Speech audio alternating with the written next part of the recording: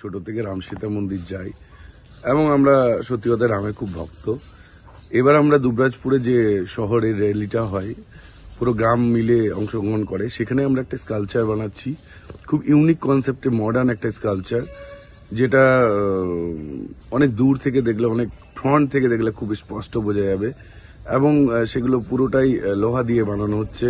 শিল্পী গৌতম কর্মকার তার দক্ষ ওয়েল্ডিং করে পুরো জিনিসটাকে সাজাচ্ছে। আমাদের কাজ ওখানেই চলছে। এখানে আমাদের মেন ওয়ার্কশপ, যেখানে আপনারা দেখতে পাচ্ছেন যে এই যে লোহা দিয়ে পরে স্ক্র্যাপ জিনিস দিয়ে পরে এত সুন্দর সরস্বতীটা বানানো হয়েছিল।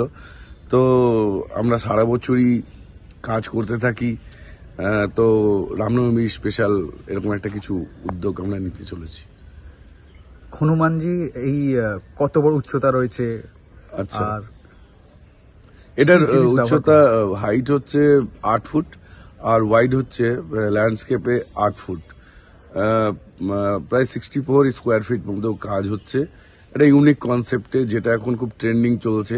আমি বসন্ত উৎসবে এখানে একটা রবীন্দ্রনাথ ঠাকুরও করেছিলাম, যেটা খুব ভাইরাল হয়েছে। আর এটাও আশা করি খুব ভালো লাগবে আপনাদের। আপনার নামও পরিচয়? আমার নাম ঝুলন মেহাতরি, আমার বাড়ি দুবরাজপুর।